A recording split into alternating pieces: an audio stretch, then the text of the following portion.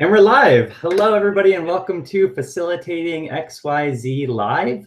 My name is Sam Killerman. I'm one of the co-hosts of this show and the co-creators or co-facilitators of Facilitating.XYZ, which is a free online resource for all facilitators.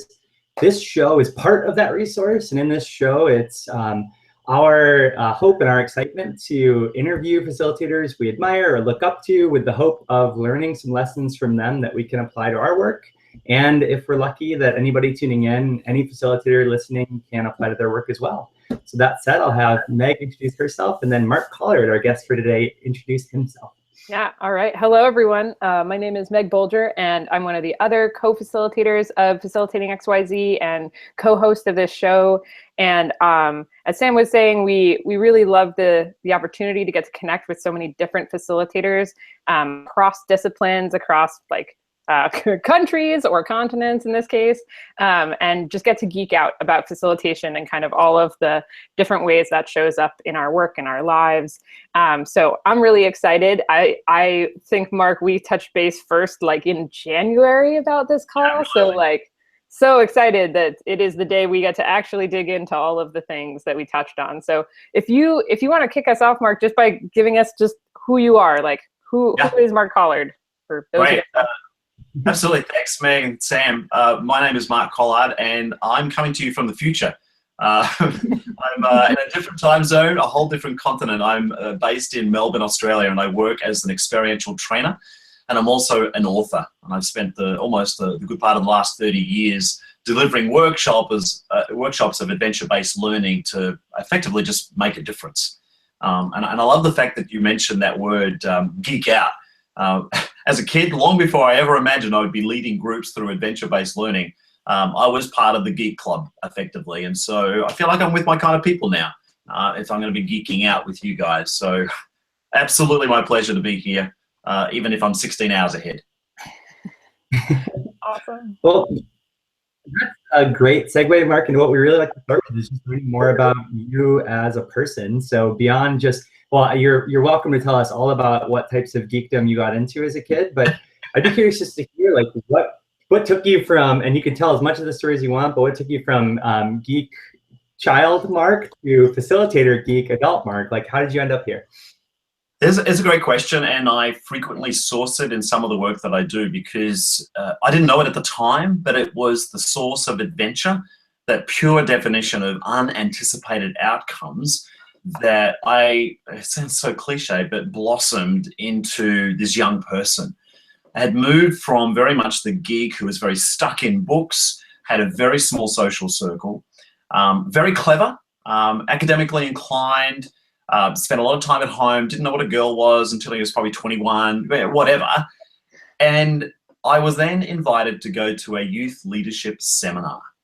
And I fought tooth and nail not to go to this thing because I had a lot of homework. I had studies. I had, this, that, and the other thing going on from an academic perspective. I'm so glad I gave in to actually end up going, because in that 4 days, not only did they apply the adventure learning paradigm in that space, but they unlocked the potential of who I was inside this shell of, not an unkind way, but this person, this geek who really didn't have any social outlet.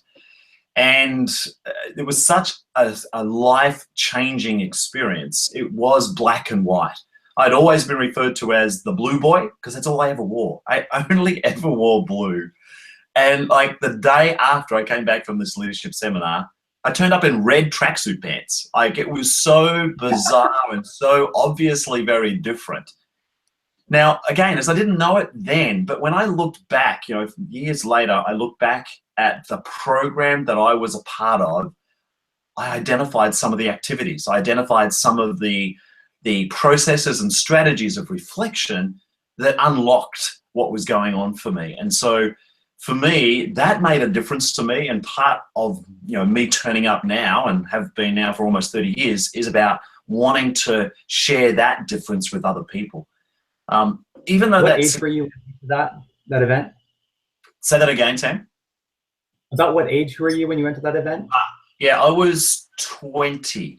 Yeah, I don't think I turned 21 at that point. So I was still 20 in the middle of university studies, and it was in the middle of university, or uni as we call it, that all changed. And so I was studying a Bachelor of Business accounting degree. Of course, that was perfectly geeky.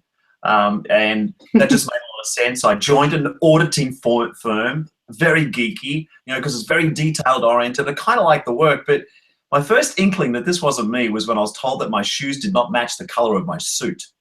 And it was at that point I realized that this wasn't me and it didn't match my personality that was emerging. And throughout all of this time, I'd worked on youth groups connected to my church, where I was both a camper but also a participant, and then became a leader of these experiences, camps, Easter camps, summer camps, Friday evening programs, and so forth. And I just love this aspect of being able to stand in front of a group and transform conversations, transform experiences for people. Long story short, I then had a scholarship to study for my MBA, my Master's in Business Administration in New York. That was in 86, 87, almost 30 years ago. And following that year, and I really enjoyed the studies, but I went to my first American summer camp. And to that point, American summer camps only existed in the movies to Australians. But this was an opportunity to really intensely understand programming, and the only way that American summer camps can teach. And it blew my mind. And coming home from that, I really thought that I would end up just owning a camp and running programs. But I ended up actually being tapped on the shoulder by Project Adventure, who were looking to set up business in Australia. And so myself and another guy, Bill Thompson, we started that organization in 1989, 1990, and we ran it for 10 years. And since 2000, once the business got too big and I was kind of separated from the actual training I was really enjoying, I was too busy sort of running the business, I went freelance. I continue to have a very strong association with Project Adventure, but effectively my profile and my name are probably more well-known in Australia than certainly Project Adventure these days. But I've written books in that space. I've had some of those books published by Project Adventure.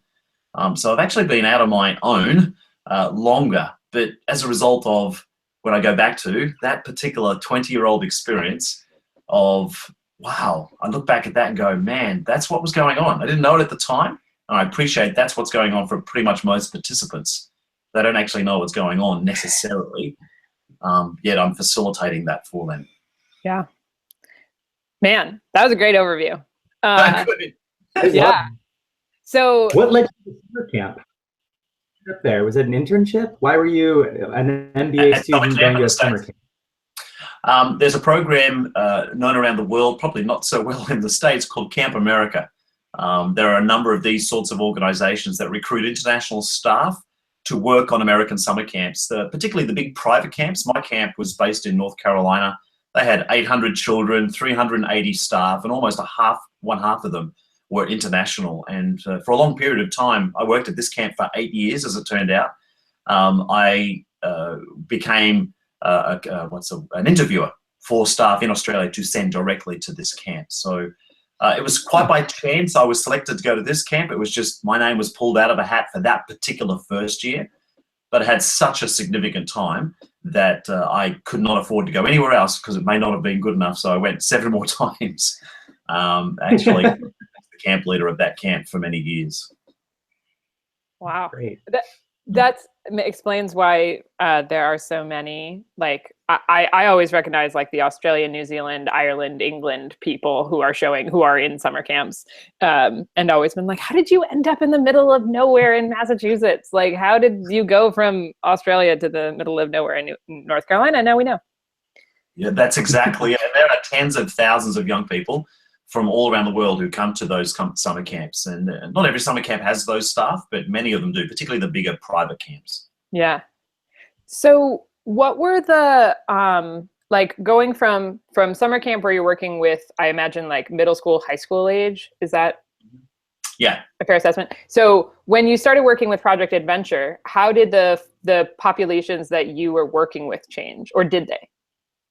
Yeah, in some ways they did change. I had, as I said, 8 years of experience with young people, aged sort of roughly 9 to 14 years of age, and that really ground my teeth in youth programming. Mm-hmm. And particularly when most of these kids were there for a minimum of 4 weeks, most were there for 6, and would come back for 6 years in a row. that concept of, oh, we've done this before, comes up a lot.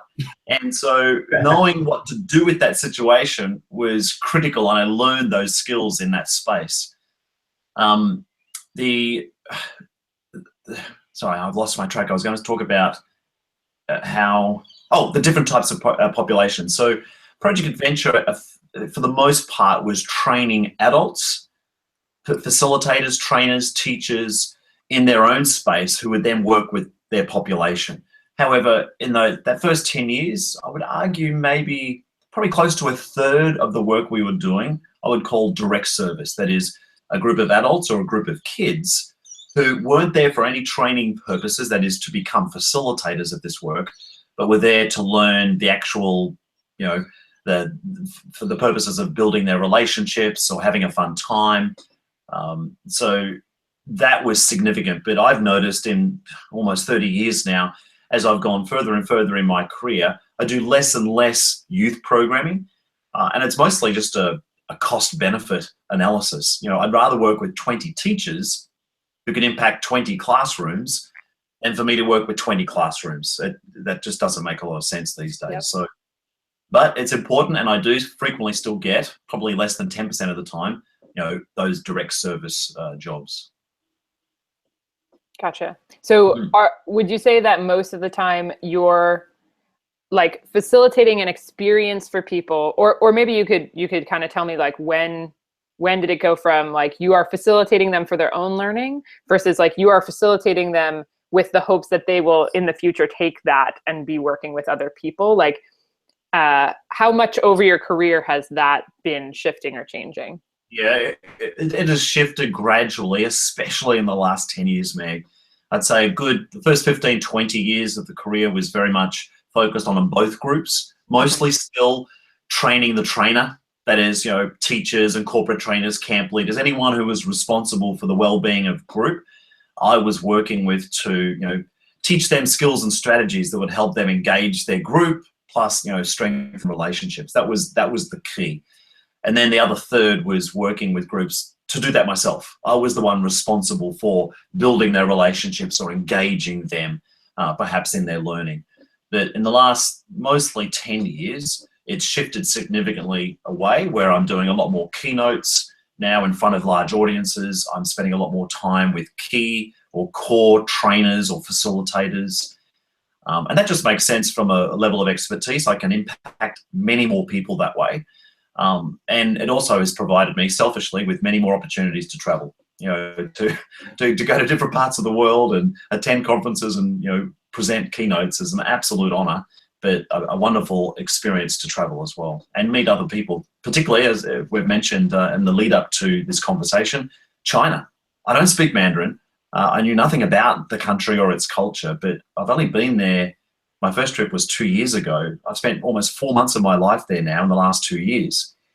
And that was so exciting because I'm working in most cases directly with the teachers and the young people in that space in a translated environment for the benefit of teaching them skills and strategies, but also building relationships. And that was just so challenging because, as I often describe this, when you're working in a translated environment, you're actually speaking in sound bites.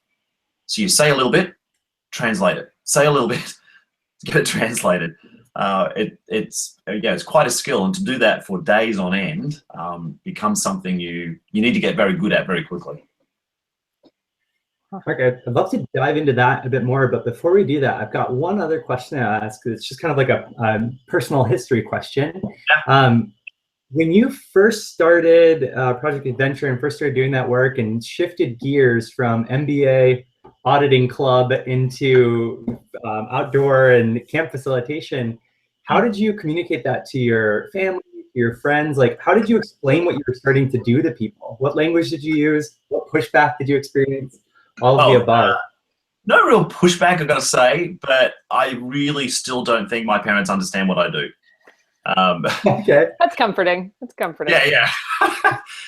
Most of my friends, unless they've actually been a part of a program that I've led, still don't understand what I do. I think it's the most awkward part of a conversation that I'm a part of in a party with friends is they don't often ask about what are you doing. It's more about where have you been. oh, you're in the country this week. You know, that's really where it comes from. So it was easy to describe someone that my role was an auditor or an accountant or a management consultant. They kind of could easily package that in an understanding of, oh yeah, I get what you do. Even if they didn't, but they could at least capture it and put it on a hook. When I say experiential trainer, or just a trainer or a teacher, I need to explain a lot more. And so that transition was difficult. I had to move back in with my parents when I decided to leave the business world because it was well paid, and certainly anything in education is typically not. It is exactly the same here in Australia. And so I moved back home and was really, you know, grateful for that opportunity. And then for 12 months effectively didn't work as I was working to gain those skills, and also spent 6 months in the US training as an intern with Project Adventure. Again, unpaid, but gosh, the dividend from that training has been enormous. So the transition was difficult. No pushback. It was just like, it's like a dog when it picks up a certain sound. You know, they would shift their head to a certain angle. They was like, what do you mean you play games for a living? What do you mean you have fun? So as you would appreciate, there's no substitute for turning up. It's an experiential context. And so it's not until you've had that experience, you go, oh, and that's the kicker, is that it's the feeling. And I talk about this in a book, and we'll probably bring this up again later, but you know, you can't change how someone thinks or what they do until you first change how they feel. And so when I've had those experiences, rarely, where friends have been a part of a program, I've actually been able to impact their understanding of what I do because they now have a feeling attached to the words that I've described. And that's been really, really powerful. So thankfully, no pushback, just most of my friends still could not sit down and tell you exactly what I do. Okay, I appreciate that. What you were saying makes a lot of sense too, that if you haven't had the experience, there's very little ways to help somebody understand it, which is kind of the point, right? Which is kind of the thing that you do, is that, like, if you were able to say, like, have you ever had to go and do group games with your new colleagues to get to know each other better? And they're like, yeah, and they're like, I do that kind of, but hopefully better than, or hopefully as well as a good experience or better than a bad one, right? Like, yeah. And it is critical from a learning perspective that you attach a really positive feeling to the experience, because it's when you attach it to a negative one, you either want to blot it from your mind, or you'll never want to go back into that space again. And I find that with some of the clients I'm working with who go, oh, they roll their eyes. They hear the standard cliches of team building, icebreakers. And I even in this conversation, you would note, if you rewind the tape, I haven't used those words because they come with so much baggage and often very negative experiences for some people. And so when I explain the approach, they get that, oh, that's really different. And then, of course, what is different at the end is how I leave them feeling. You know, that they feel engaged and valued and meaningfully connected to other people. That's the key. That did not necessarily describe the last time they had those experiences. Right. Yes. Unfortunately, I think many of us can relate to that all too well. Yeah, really. Right. So let's get back to that, the Chinese translation or Chinese translator-led facilitation you've been doing. And I'm curious to hear specifically about, like, what led to you. You said you spent 4 months in China in the past 2 years. So you've been there. Just a crazy amount. So, I mean, that's and it started off. What led? If you go back far enough, like, people often say, oh, China. So how did that happen? I mean, if you go back far enough, the logic would suggest it was the kid you sat next to in kindergarten. You know, it really, if you stop the follow back. So in 2013, I was honored to be the master of ceremony, or the MC, of a major camping congress in Australia. And so that put me in front of a lot of people from around the world involved in camp education. I then got involved with international camping as a result of that. I'd never done anything in this space before. Traveled to Turkey in 2014 and presented at this conference in Turkey and had a great time. And there was a delegation of Chinese people at both the Sydney conference and the Turkey conference who come up to me and said, Mark, we'd love you to come to Beijing. And I said, where do I sign? never been to China before. This is going to be awesome. So that's how it happened. So it was April 2015 was the very first experience of me entering into mainland China. I'd done a lot of work in Taiwan and Hong Kong, but never mainland China. And so I presented a 3-day training, which was completely translated. And then I also presented at their inaugural camp education conference. And it was exactly as I described. It was speaking in sound bites. And I mean, I've been doing this for such a long time. The program was very introductory. I would have said no to it anywhere else in the world, except this was in China. And this was a group of everyone from parents of kids that they thought they might want to send to a camp, to people who wanted to build camps, teachers, some camp leaders, volunteer camp, youth group leaders, a real mix of people, and taking them through a 3-day introduction to this experience. And it was speaking in half a sentence, translating it, continuing the sentence, translating it, and give them the punchline at the end type thing. And the most difficult part of that process was the translator would be in the middle of translating something I've just said. My thought has now moved on to the next thing I need to say. And the worst thing they could ever say was turn to me and say, "Could you say that again?" I don't even know what I said. I've moved on. And that would happen on occasion. Look, this guy was spectacular. The ability to translate, but to also package a set of phrases, understandings, contexts that it's like our bread and butter. This was not his bread and butter. He was a lawyer. And so he was able to understand word for word, but how did he put it in a package that made this group of people understand? And so that's been fascinating. And after several more trips in China, about 3 months later, I was there for about 6 weeks. And I trained about 400 teachers in 2 major schools in Beijing and introduced them to experiential learning. And it was 3 days followed by another 3 days. It was 8 times 3-day programs. So it was exhausting, but there was lots and lots of translation that needed to occur in that space. And I got better at using words that helped my translator effectively communicate what I was trying to say. And he also got better, is that you'd get at the end of the first 3 days, he goes, "Oh, now I understand what you said on the first day." It made sense to him because he had gone through the experience. So by the time we got to numbers 5, 6, 7, and 8, man, we were cooking. These groups were really getting it because this was no longer new. My translator was fully immersed in the language and the experiences that he had a personal experience with, and therefore could just be better at helping a group of people who didn't understand what I was saying, what I was trying to communicate. Yeah. So you worked with the same translator the whole time, that whole 6 weeks or whatever it was? So that 6 weeks, there was, in terms of my team, I had 12 bilingual Chinese educators who were on all of the 8 programs. And then I had, of that 12, there were 3 people who were my translators. And one would do all of the theory, stand in front of a whiteboard stuff. Someone would do all of the activities and experiences. And another person would help with some of the debriefing, particularly when there was lots of conversations. As I only had one translator, but we had 50 people at a time, big groups. And only the way Chinese can do it. Big groups, highly intense, 8 programs with 2 days off. Man, crazy stuff. That's I have to argue for those 2 days off. You're going to kill me. That's a hefty schedule, regardless of the translation. Yeah.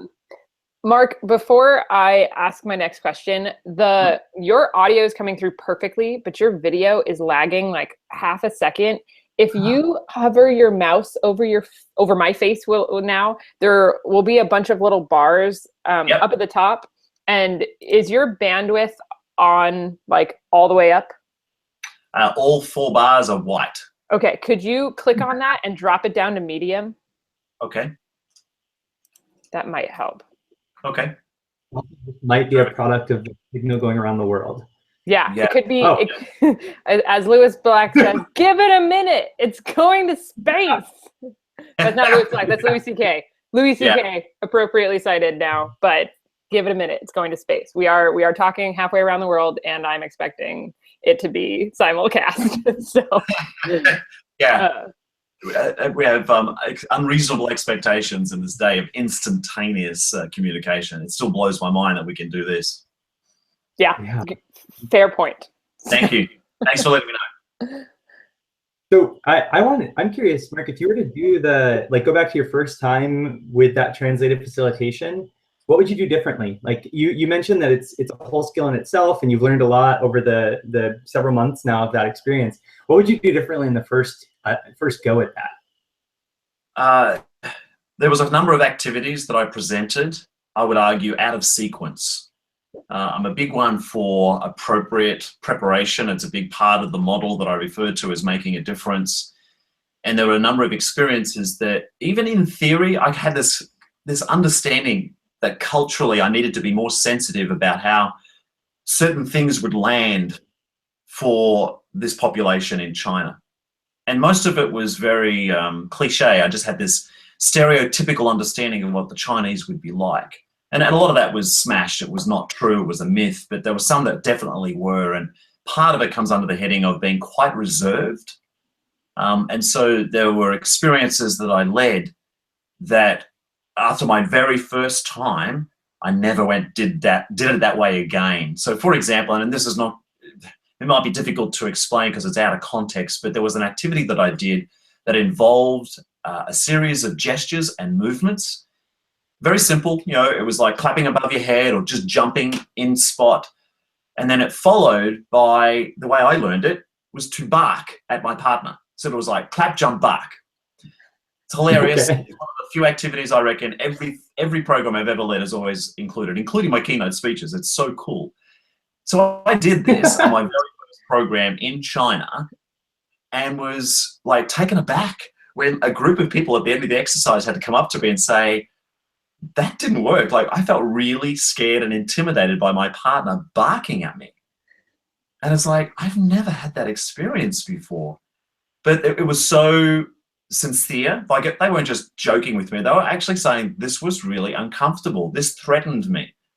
And from my cultural perspective, it was like, what? Like, it's just someone barking at you. What's the problem?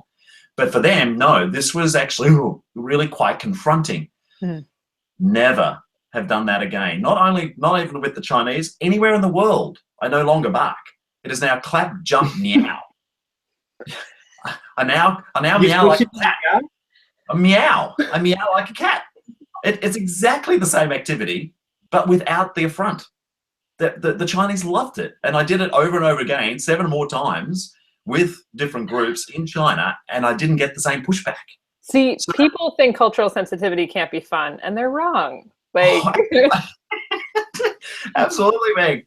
So look, the credit to the environment that we created, that these people were able to come to me and say, hey, that was too much, because that actually runs against my stereotypical understanding of the Chinese, who will always want to keep face and will never tell you to your face that they were feeling uncomfortable. So look, I give myself credit, at least, that I created an environment where they felt comfortable enough to share that. But ever since that point, that was just one example of the cultural sensitivities of that. Yeah. Here's another one. And I talk about this in all of my trainings and in the books that I write about. When I was in grade 5 and grade 6, I had a PE teacher, physical education teacher, called Mr. Graham. His name is indelibly inked into my brain because as the smallest, least coordinated kid in class, we did a lot of stuff that I was never good at. But the worst thing, the most frightening thing Mr. Graham could ever ask me to do was pick a partner. Because when he said pick a partner, what I heard him actually say was pick someone you like or are like. And because I was so slow and uncoordinated, I was always the last kid to be picked. Not a real self-esteem building exercise. Now, I didn't know it back then, but now when I'm working with groups, I'm really clear about providing lots of random ways in which people actually end up partnering with each other. And so sometimes I will invite those random pairs to form, but I will often ask for a volunteer to actually help me show everyone else what we're about to do. Now, note a couple of things. I've asked for a volunteer to help me show everyone else what we're about to do. A, I've not described what I'm about to do. That's part of the adventure. We're about to discover it. And for me, it's one of those first little steps people take outside their comfort zone into their stretch zone, going, not sure.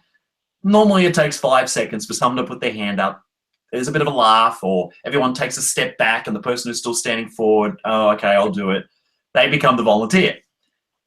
Not so much in China. No, I needed to wait a lot longer to ask for the volunteer because they're quite happy not to put their hand up at all. Again, this was only my experience. I am not saying this is for every group, but this was my experience. I found that I needed to find alternative ways to invite a volunteer, someone to step forward. So the principles were exactly the same, just their comfort zones were a lot bigger for them to step out of into their stretch zone, that space where they're going to have to grow and develop a little bit more. So there, to answer your question in sort of blown out ways, Sam, they are two things that I noticed that if I was to do it all again, I would do those things differently. By the time we got to the 4th, 5th, and 6th number of times of delivering this program, that stuff had definitely changed. Difference. How did you navigate the inviting a person differently? Like, what was the way that you ended up being like, oh, this is how I can invite volunteers in this space? Yeah, I would typically just wait longer. That was my first approach, Meg, so that I just felt that we had a greater sense of comfort, that people felt that when they did choose to step forward, that this was going to be successful, whether they looked silly or not. So you would wait longer in the program? Yeah, wait longer in the process, so that I just felt that, and every program, as you would all know, are different. So some groups were more ready to step forward quicker than, say, other groups. It was just a matter of reading the group, and each of our books, share those key skills about reading the group. What are you looking for that helps give you information about how what you're about to share is going to land for this group? So I would wait a little longer. And then sometimes I would invite my co-facilitator or my translator to demonstrate it. So in effect, it was still part of their community, but it made more sense. And here's what happened, and this happens with regular groups as well, but that it was that once they got that I did this several times, and each time it worked out successfully, they were more willing to step forward. It just took a little bit longer. They needed a little bit more evidence that this was going to be okay. And look, I can think of groups I work with here in Australia. The same thing happens. Things are just not safe within their culture, that when I ask for a volunteer, it's really clear when it takes 10 seconds. Ooh, okay, this is telling me something about this group. They are not prepared to stand out, to be different, to look silly, to be embarrassed, to be threatened. And so I will adjust my language, I'll adjust my sequence accordingly, where when I ask for a volunteer and I get 10 hands shot up in the first second, all right, that's giving me even more information about how ready this group is to take something on. Yeah, I think that's so helpful in the, people often, like you said, people are like, how do I read a group, or how do I assess things? And I honestly never thought about how just asking for a volunteer and seeing how that process goes can tell you so much about a group, right? Oh, yeah. It's so revealing. I describe that process we often refer to, but don't have a full understanding of, the comfort zones. The zones of proximal development is the scientific name given to it, but it's that sweet spot that we as human beings have, that is where all of our skills, our growth, and our learning occur. By definition, none of it occurs within the comfort zone because we already have everything we need to be successful. So if you are involved in an educative environment, it is absolutely necessary to invite your group outside of their comfort zone into the stretch zone in order for the education to occur. And so I used that experience right there when I asked for my first volunteer as one of the first examples in my program, in terms of my sequence, of where I asked the group to step outside their comfort zone. Because ordinarily, when we look at a whiteboard full of the names of activities and experiences that I've shared, I say, okay, give me an example of at least one example of where I asked you to take a risk, to step outside your comfort zone. They'll always point to an activity. I said, was there anything else? And then I raised this thing about, okay, well, what about that question? What happened? How did I end up demonstrating that activity? Oh, you asked for a volunteer. Okay, let's just think about that a little bit more. what are the possible, if you had to speculate, what are the possible outcomes of that question? It could be, like I got my first day in China, you could hear crickets in the background. No one put their hand up. It took a long time, and it was clear, uh-oh, this ain't working. Okay, I'm gonna have to change that. And then there's other times when people are very willing.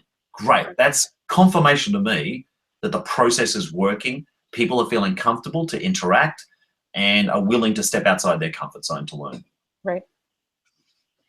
So you're talking about comfort zones and stretch zones, and even in talking about reading a group, I think about that through the lens of working internationally. You've mentioned working internationally a lot, and so much of like the rubric for reading a group is cultural, right? And so much of what is a comfort zone versus a stretch zone is cultural. And not to say that there's a specific comfort zone that everybody in a certain culture shares, but there are cultural norms that affect that, right? And there are cultural norms that affect what you might read in a group. So I'm curious, Marcus, when you are working internationally, if there are things you do to recalibrate your ability to read a group, or your ability to sense when somebody's in their comfort zone versus in their stretch zone, like if over the years you've learned some things that you can do to give yourself a better, like maybe a head start at understanding those cultural differences? Yeah, it has been a very interesting exercise. And the first response that came to mind as you asked that question, Sam, was I am so grateful that I use the term WMD, my weapon of mass destruction, is fun. That is my key weapon.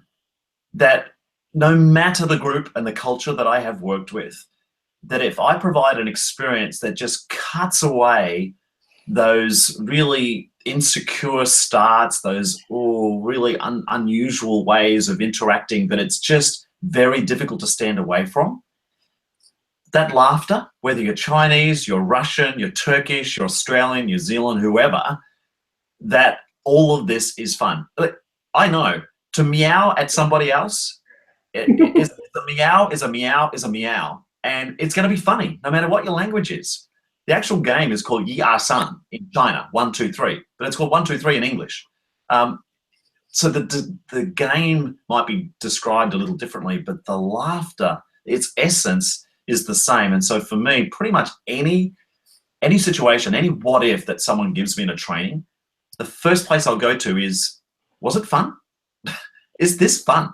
And I don't mean fun as just, oh, you know, my sides are splitting and I'm rolling around on the floor in fits of laughter. I'm talking at a more scientific level in terms of flow. You know, is this something that nourishes your soul and your well-being? Is this something that you want to continue? Do you voluntarily enter into it? Is it something that perhaps you lose all sense of time? Maybe even consciousness of other people around you. These are all the elements of play. And I mean play in the strictest form. Play is often misunderstood as an activity. It's not. Play is actually a state of mind.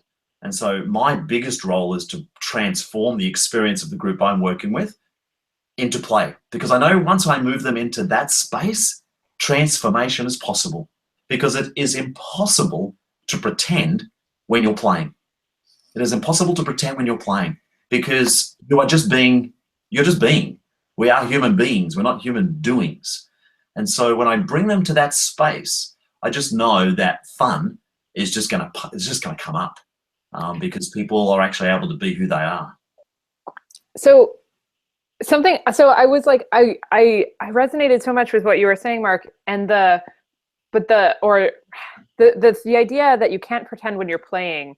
I think what's actually, my thought is like, actually you can, and that's what's great about it, but you don't have to pretend in a very different way. Like you can get creative or you can get spontaneous, but you don't have to put up this front of like, I'm too cool to do this thing, right? No, that's good. Yeah, good clarification, Meg. That's exactly what I'm referring to. The pretending. I have a 4.5-year-old. He spends most of his time pretending. We watched a video of a series of mouses being ballerinas last night. He's been a ballerina ever since. You know, we watched that episode last night. He's pretending to be a ballerina, but at his essence, he is still being Devon. Mm-hmm. That's what I'm referring to. But pretending to be something that you're not, you know, it's like that mask, and every one of us works with groups. Every one of us has a mask, you know, our being is different with different people often. Yeah. that's what I'm referring to, that it's very difficult. They are the worst groups for me, the most difficult groups to work with, a group of people who are trying to be something that they're not. That's the pretending that I'm referring to. Yeah, so it's the letting go of the mask or the taking off of the mask that especially I think, when you get into certain roles or positions or expectations in a culture or a community, like that gets built up more and more, right? Like a CEO, like that title is a mask in a lot of ways that you have to break down and get through. Yep. So, oh, go ahead. Yeah, I was going to say, and so is the mask of being Australian. Anyone who will have not had met me before perhaps knows a little bit more about me now, but just the mask of from Australia comes with a set of cultural imperatives of he probably surfs, he's probably a bronze tanned, he's buff, he does all these things that come with Australia. I have no idea. Maybe he's beer swilling, he rides a kangaroo to school, and all that other stuff. I mean, I couldn't be further from the truth of any of those stereotypes, but even just that label, and you're familiar because of the work that you do, understand the impact of that stuff. But yeah, that play is critical, that it's not just about having fun. Yes, it might mean that you're going to laugh, but it's more than that. It's the scientific understanding of the flow. And you talk of flow in your own book, is that it's those moments when time just disappeared. I love that. I live for that. When I come to my break and people go, oh my goodness, it's already morning tea. I know I'm on a winner, because if time just passed, I know that they weren't busy trying to be something that they're not. They were actually captured by the moments and enjoying their interaction, which for me just makes my job so much easier, because I know relationships just have to strengthen as a result. Right.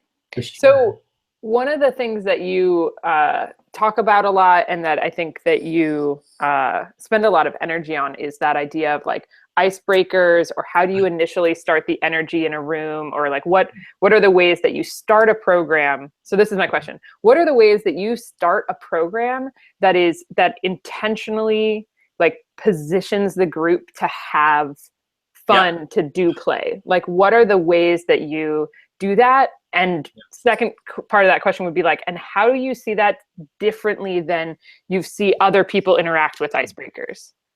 All right. If I was at my stand-up desk now, Meg, I'd be pacing around the room like, you've got me. You got me. I'm passionate about this topic because both as the participant of when this hasn't been done very well, but also passionately as a facilitator wanting to teach other people that there is another way. There is a different approach to this. Can I share, first of all, just the construct, like if I have to call it the theory of what I believe works very well here, because there is a significant difference between an icebreaker and an experience which breaks the ice. An icebreaker and an experience that breaks the ice, because they're two different things. Because there's this common understanding that just experiences you put up front at the beginning of your program are the icebreaker.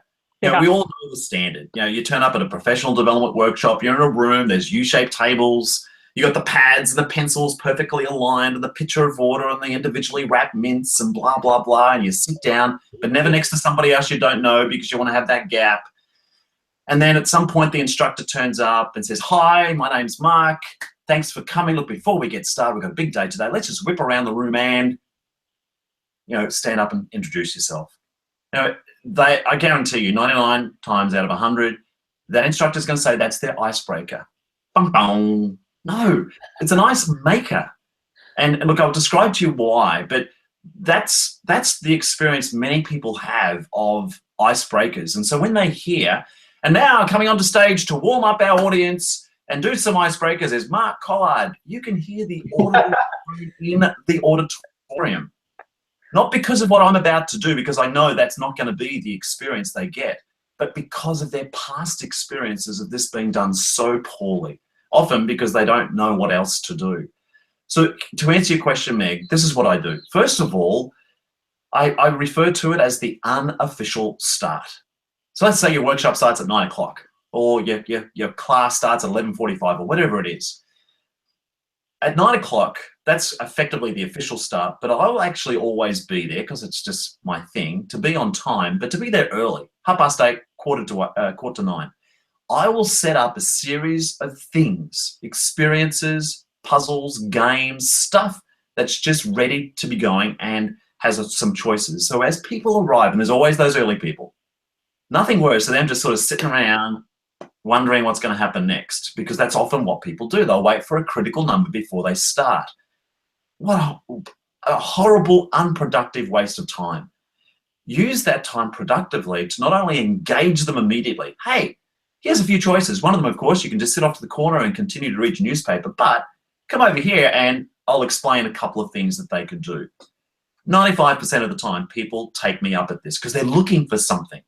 They're looking for something to do that's productive, not threatening, and it looks like it's going to be fun. And here's what happens. So you've got 3 or 4 people now busy doing something. People then start to file in. As soon as they come in, ordinarily their response is, am I late? Have we started? I love that. I love that because I want them to think that. It's like, no, you're not late, you're here. And I'll explain to them, hey, there's a few things going on. Just check in with anybody else who's at a table. They'll tell you what's going on. If you don't know them, feel free to introduce yourself. Bang. So I can spend more time greeting people. These other people are now busy. That's the unofficial start because it engages people immediately. Now, not only is that a benefit, and it's also breaking the ice, just comes under that heading, but has some amazing other benefits as well.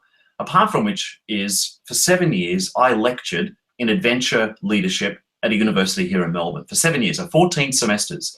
Without exception, the first 2 or 3 or 4 weeks of the semester, which went for about 14 weeks, they're always late students because that's just what you do when you're at uni. You kind of just turn up, roll up when you're ready because you know the lecture's not going to start until most people are there, 5-10 minutes into the lecture. Horrible waste of time. I would always start on time. And so, but always, if the room was free, start early. And so the same thing would happen. Those that got there early, got engaged. Those that turned up, then went, oh, wow, we've started within 3 or 4 weeks, and never after 4 weeks did I ever have another late student. Because here's what's happened. Is as they arrived, they realized that they were missing out on something. There was something that they were missing that they could never get back. Now, that was way more powerful because that motivation to turn up came from within than it did from me saying, hey, dude, 10% of your marks is for turning up on time. You need to be here on time next time. So I flipped that mentality with the unofficial start by, yeah, I could wag my finger and say, you take responsibility, you should be here on time. Or I could work a little harder and go, how about I take responsibility as the teacher, the facilitator, and think of how could I encourage you to be here on time? And I used a series of fun exercises, games, puzzles, sometimes even a video that would engage them as soon as they arrived. And they didn't want to miss out on it because when they were there and they enjoyed it, they knew the next time that was going to happen again. That got them there on time. Look, I had so much to share. I couldn't afford to wait 10 or 15 minutes to start.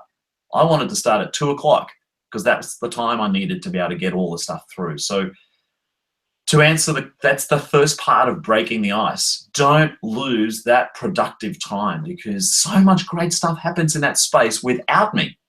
Yes, I've created the environment and people have lots of choices, one of which is sit in the corner, continue to read your newspaper until we officially start. But that is such a rare option because it's hard to do that when you see everyone else having a great time. That's what's so powerful about fun, is that it's infectious. It's hard to look cool when everyone else is having a great time. So that's the official start. Then there's the official start, whatever that looks like. Sorry, go ahead, Sam. Can I interrupt you really quick? What are the specific, give me some examples of the specific games that you'll offer up as the options in some of the trainings that you'll do. So it has been as simple sometimes as showing a video. So if it related to a particular topic, I'd find something on YouTube or TED and show a quick video. And it might be a series of them. So it wouldn't matter if you missed the first 2, you'd catch number 3 and 4 or something like that. So a series of those. Okay. But more often than not, it's a lot more interactive in that I've actually got experiences on a table or on the floor, such as a puzzle. So there's a tea puzzle, or there is an activity that involves manipulating a piece of string or a rope into a particular shape. And so these are both interactive, they're puzzling because they have to kind of work on, it kind of warms them up mentally. They end up actually working with others who go, hi, could you come and help me? Oh, what's your name? My name is. So it sort of breaks down some of that stuff as well. But in Powerfully, more often than not, one or more of those experiences leads into the actual the goals of the program. So, for example, one of the activities I know called Rope House, it is effectively creating a house out of a piece of rope. It's really hard. There are several levels of success, and at some point they'll only get so far.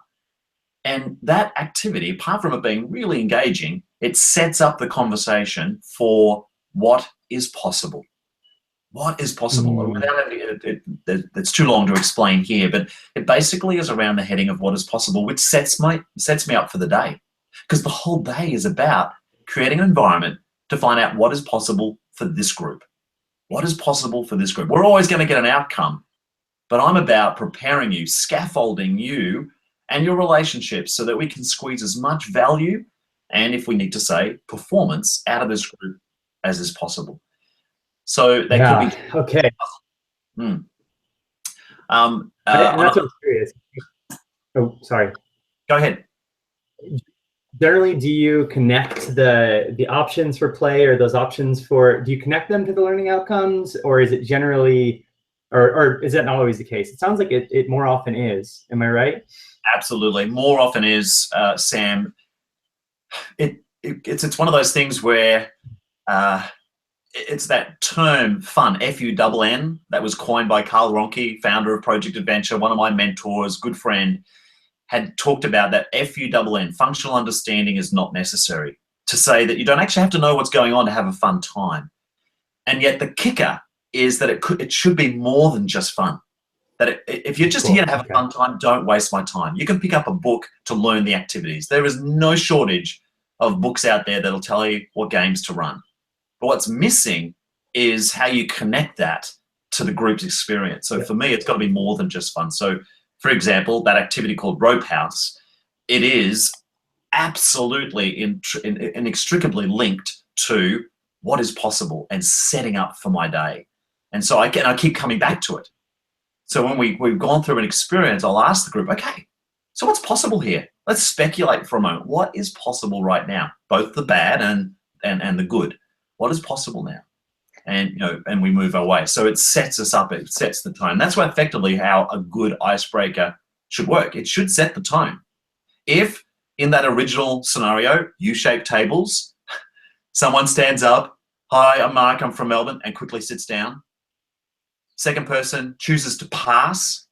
Oh man, setting you up for your day. And so I talked about how I've had this experience. I was at a seminar for people who wanted to learn professional speaking. Now, I happen to love this guy. I won't mention his name, but he was running this seminar. It's exactly how he started. This is a group of people who want to become public speakers. This is exactly what happened. The first person got up, said who they were, as quickly as possible, did their stuff, sat down. Next person passed. Can we come back to me? This is a public speaking seminar. Fast. Third person is the class clown. Not only do they take more time than is necessary, but they make everyone laugh, which of course makes the next person even more threatened because of that. So to continue to answer your question, Meg, about the difference between an icebreaker and an experience that breaks the ice, for me, in terms of the theory, unofficial start, where you've got the opportunity to actually unofficially start, that helps scaffold some of those initial ice-breaking experiences. Then I move into the official start. Then there's some really small level interaction that is maybe just you and a partner. And I often say it's really hard to be left out of a pair. If it's just you and one other person, that's great. They're little conversations, and then they build into sort of bigger interactions. So small interactions, big interactions. It's still under the heading of icebreakers. But while that's the theory, what I've also discovered are several characteristics that actually help an experience effectively break the ice. Now, I always say this in my trainings, is that warning, this is something I made up. This is not the truth. It's just what I've discovered, that when I looked at my own experience, both as an intern, when I looked at my mentors, the Carl Ronkes of the world, where everything I touched turned to gold. And all I wanted to do in the first 5 years of my career was be Carl Ronke. I exhausted myself because there was already enough of there was already enough of one Carl Ronke out there. I had to become my own person. And so I discovered the essence of what he was doing among many other equally qualified and gifted facilitators. These were the characteristics I discovered. First of all, for an experience to effectively break the ice, it has to be fun. Has to be fun. If it ain't fun, it ain't worth doing for a start. So that should be an obvious one. And so if you go back to that initial U-shaped version, stand up, tell us who you are, where you're from, and how bored you are. For many people, that's not fun. It's just not fun. The second part, it's got to be highly interactive. If you are truly wanting to break the ice, but do it in a way that people don't actually interact, don't kid yourself. It's not an experience that will break the ice effectively.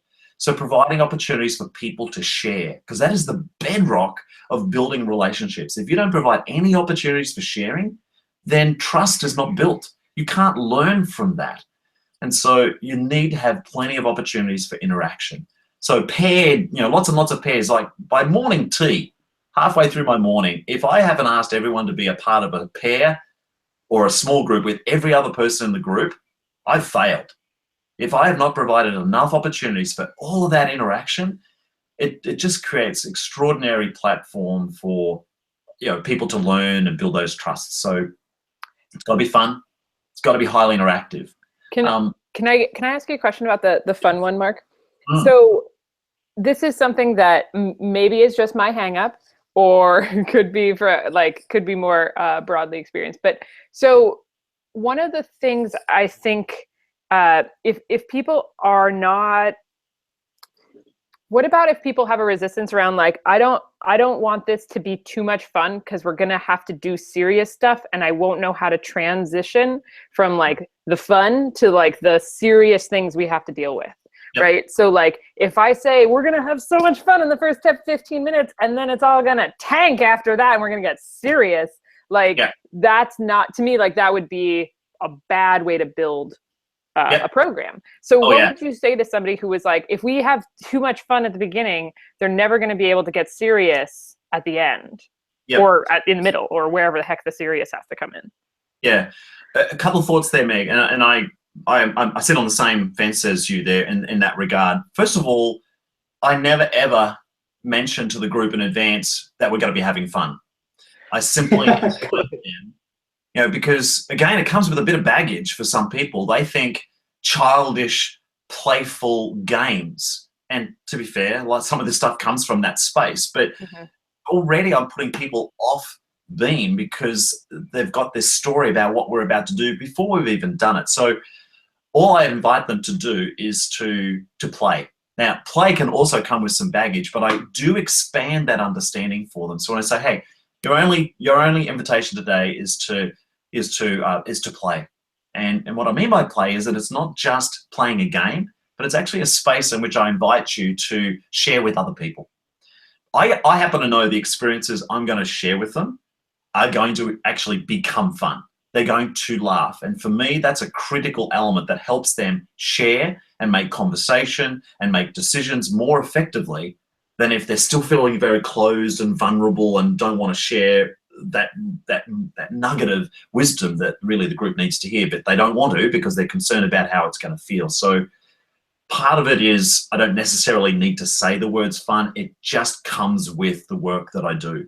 Got it. And I'm also really, I think I'm also very good at being very open to them. I'll share with them my foibles and my vulnerabilities as well. So when I introduce an activity, I'm going to muck it up. Even though I've done it for 25 years, it's going to look great because, hey, dude, you're the one that should be good at this. You just muck that up. Yep. It causes a laugh. And the more laughter you have in the group, the more successful your program's going to be. So one question I have, because I think that like just in this conversation, like your energy is so very apparent, right? And I imagine this is a similar energy that you bring into any interaction that you have. Absolutely. And one of my questions is like, so if you're not the guy who stands up in the front of the room and says like, hey, everybody, my name is Mark and I'm so excited to be here. And we're going to go around, like that's how most of us do intros of ourselves is like, hey, my name is Meg. I'm so excited to be here. and I like, this is what we're going to do. What do you do at the beginning of a workshop? Like, how do you introduce yourself? And like, even what are like the words that you say? Do you say you're really excited to be here, or do you say like very different things? Because it seems key to like your success. First of all, if I have the opportunity, Meg, there has been an unofficial start. Right. So I've already introduced myself unofficially. So in an informal to people way. as they come in. Yeah. So by the time we get to the, all right, everyone, get together. And I often have to prevent the client from wanting to do their official piece right at the start, because I want to describe to them, actually, can we do this a little bit differently? This is what I think would work much better. Can we kind of unofficially start? And then I'll give you the wink as to when I want you to do your official introduction of me. And I rarely ever do much, because as I share often, I've got a lot to share with you, but can I first do this? And I'll get them busy very quickly. They get to learn a lot about me. They don't need to know too much up front. They might need to know my name. I think that's important. And maybe in the context of why I'm here, because it's rarely a surprise that I happen to be standing in front of them. They know that this was going to happen. So they already have a little bit of an understanding about what's to occur, but I don't want to give too much time for thinking, because I lose energy. For me, that energy, that momentum is critical, and I don't want to spend too long, not often longer than a 30 seconds to 60 seconds. Will there be some sort of patter before, okay, great. Can I ask you to cross your arms? Have a look at where have you crossed your arms, and immediately move into two groups based on which arm is on top. Bang, get them moving. The beauty of the work that we do experientially is that it involves the whole body.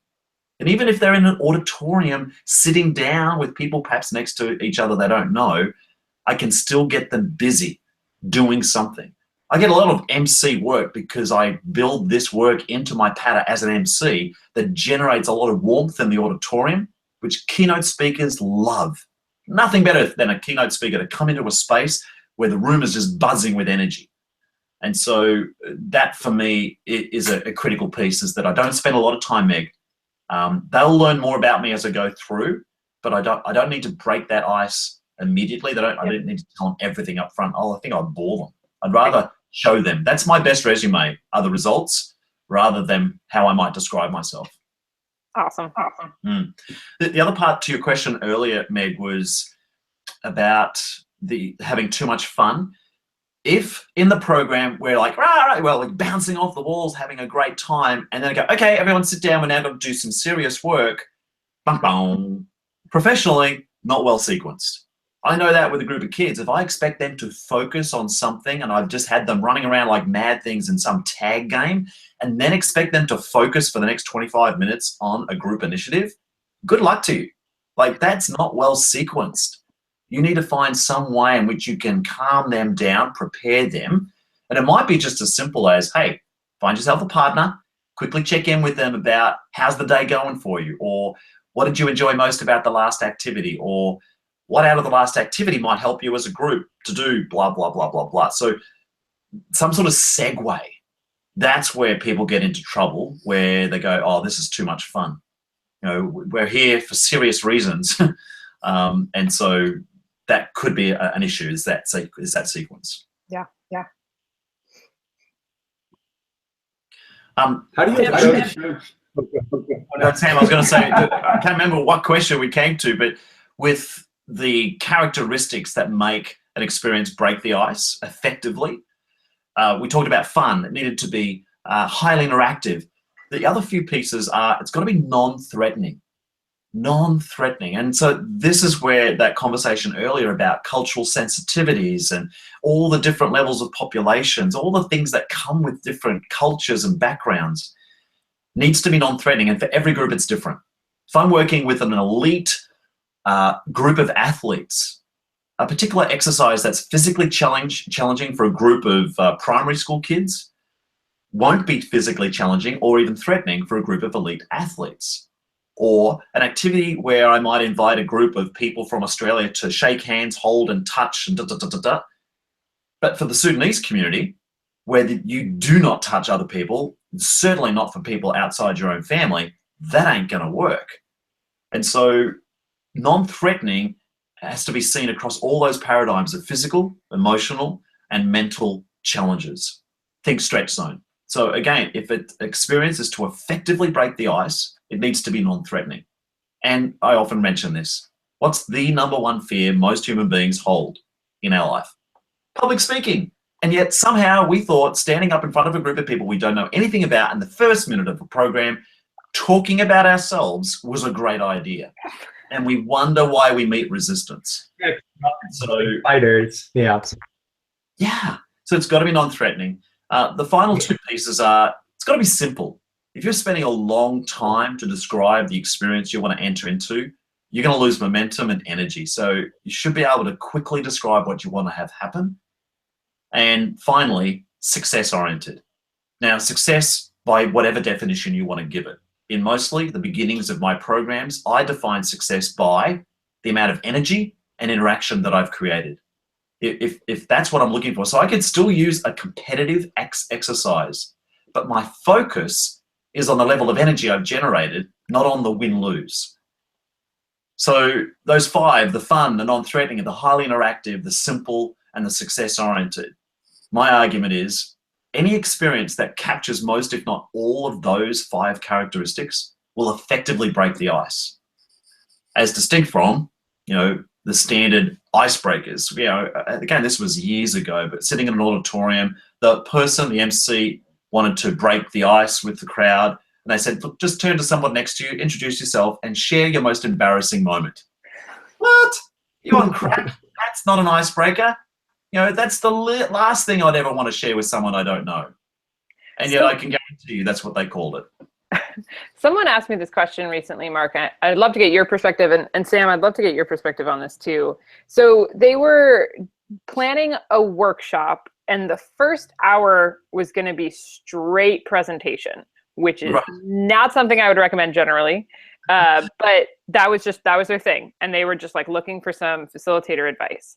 And they were like, okay, so we're thinking about doing like an icebreaker before we go into our like hour of presentation. And I was like, so you want to make the group like highly interactive and communicative, and then they're not going to do that for the next hour? And they were like, yeah. And I was like, I don't think that's a good idea. So my thought to them is like, unless you're going to have a lot of interaction, don't set people up to think they're gonna don't break the ice to create a lot of interaction, right? But I'd love to know like what your thoughts are on that idea of if it's not going to be a participatory learning experience, inviting a lot of participation may just create some weird kind of gap between the expectation that you're setting in that moment and the energy that you're inviting and like what actually is about to happen. I don't know. That was my initial thought, but I'd love to know your thoughts. Perhaps it might be a matter of how we frame the experience. If those series of interactive exercises, if they truly were experiences that broke the ice, that might actually create a platform and an environment in which people's presentations are more successful because they just feel more comfortable to the people that they're sharing with, because they know something about the people in front of them now, rather than standing in front of a cold room. That would be my argument for doing that. If, as you say, though, it was about, it's just really important that we start to build relationships and blah, blah, blah. Well, how does that actually help us achieve the primary objective of this program, which is the presentation? So I would hope that the person was thinking that this was going to help create an environment where people just know each other better. Because I don't know, was there a chance at the back of the program, the end of the program, that people were going to share feedback about the presentations? If Meg, I've got to know you in the first half hour because we've shared and had some fun, and then I see you present, I'm more likely to give you genuine and constructive feedback than if I can't even remember your name. I don't feel like I've got any relationship with you, so who cares? Why should I bother to share something? So for me, I would argue that could be a good thing if that is what your objective is. Sam, what do you think? That's always my question back, is what's the goal? I think that if you're just arbitrarily saying we want to switch up the engagement but not with any specific reasoning behind it, then I would kind of push back against that. But I think it's a great idea in general to do, if people are going to be sitting for an hour, knowing who they're sitting around can change like their reception to material. I've been at plenty of conferences where it's really obvious that nobody knows anybody else, maybe other than the people at their table. And they're more curious to see other people's reactions or like where people are at in relation to the talk than they are maybe even present themselves. So if you were to ask who else is in the space or create like, we're all hearing this together, it might be less distracting or it might be a more powerful message. I could see lots of good reasons. And then, I mean, just as much as switching that engagement from really highly participatory into like one directional might be a jarring shift, there's also the benefit of just getting people's energies up to prepare them to sit through a bunch of one directional like lecture-based learning. If you don't know what they did before this space, I think people get to my lectures where they haven't even had coffee, or they're starting the thing out with negative levels of energy. So to do something that's their blood flowing, I can see that being a really good idea. Yeah, I think those are great insights. That I think it was the arbitrariness that I felt, the thought process around the icebreaker was just like, well, you do an icebreaker in the first 5 minutes, so that's why we should do one. And I was like, no, that's not like a lot of thought to why you do it. But I think that what you were both saying about the intentionality of creating the energy that you would like to exist in the room, like intentionally fostering that makes a lot of sense. And from a facilitator's point of view, Meg, let's say it was an hour that I dedicated to that process with its, the distinct advantage of wanting to create those relationships and a more supportive, positive environment. At the end of the hour, before we launch into the presentations, I might even ask the group, hey, so if you could map your headspace from when you ended at 9 o'clock to 10 o'clock now, what change have you noticed? What's made a difference? And for them to actually go, you know what? I actually feel more comfortable. I feel like I know someone now. And ask them questions such as, well, what impact do you think now this will have on your presentation? Oh, I'm actually going to be looking at Meg and knowing a little bit about her, where before she was just a blank canvas. Great. Do you think that's going to change the way you talk to her? Absolutely. So I'd facilitate that without having to tell them. It's a bit that, functional understanding not necessary. They might need to have a little bit of framing up front. They're going, hang on, I thought I was here to do a presentation. Now I'm playing games. You're going to do some framing of that. Just to, even if it's, hey, we're just going to warm up the space. Perhaps, maybe you'll learn a couple of names, but of course you know that a whole lot more is going to go on before you get into it. Yeah. Mark, I was curious to ask you about, so training of trainers or that more like meta level facilitation. When you've been talking about how you're doing that more recently, I even think you said about 10% of your work is direct work now and 90% is more training of trainers? Roughly. Yep. Roughly. So as you've shifted more in that direction, how do you approach that work differently from direct service work, or what goes through your head as you're preparing those trainings that's different? And what lessons have you learned from doing those training of trainers? First of all, the principles of the program design, or the design of the program, Sam, would be identical. I'm still going to have an unofficial start. I'm still going to start with small level interaction leading to bigger interaction. So from a train the trainer context, it's absolutely critical for me that I model that process that I actually use with the real people. I'm being silly here, but like with the direct service group, because if I was working in a training context and you were part of the group, you'd see me present an activity and you'd want to know the 10 other ways in which you could present it. But a group of teachers or kids who are only there for the benefit of, the training outcomes themselves, they don't care about the 10 different variations of the activity I chose to use. So I find I actually switch that the time I spend in a training context, that is train the trainer context, where we talk about the impact this has on you as a facilitator and what were the key leadership attributes that help this work. I pull that out, and what I put in is more time processing, inviting the group to reflect back on why we just did what we did. Because that's actually what they get to go home with, the impact that it wasn't just about having a fun time. So overall, I'm using very similar media in terms of the experiential activities, the sequence is exactly the same, but I'm swapping out the conversation based on what is the outcome for each of those two different types of groups. So when Right. I was just wondering how much time, so when me and Sam sometimes do train the trainers, we'll be like facilitator hat on, right? Like think about like your future self, right? Doing this in the moment. And sometimes we'll be like, please intentionally take that off and like put your participant hat on. Is that a space that you purposefully hold, or do you like, is it just like you're wearing both hats all the time? Do you ever purposely transition people from one to the other? Yeah, I do use that language, Meg, in my train the trainer workshops, where I often describe it as a really difficult dual role that they will be playing during the day, because it is critical that they become a participant during the course of the day, because then they really get that feeling. I don't want them to be, whether physically or mentally, separate from the experience, because you're not going to get it. I want you to actually be a participant, because I argue that you'll be a better facilitator of these experiences by having been a participant of them. I would say 95% of what I deliver is because I was a participant of that activity. So I know I can empathize with what's going on for this group because I've gone through something similar. But there are definitely times when I have to like switch gears. Okay, let's throw our trainer hats on, our professional hats on, our educator hats on. And sometimes I need to do that in the middle of the process. It's like, hang on a second, keep your participant hat on a little bit longer. Let's just draw a little more juice from that last experience before we jump ahead. I know I've got you inspired and stimulated ideas about how this might work in your setting, but let's just wrap this up first.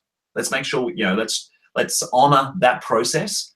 Then we'll get to it. So I'm always conscious of in what context are we talking, because sometimes the group, it's like, herding a group of cats. They're all over the shop. I need a give and getter.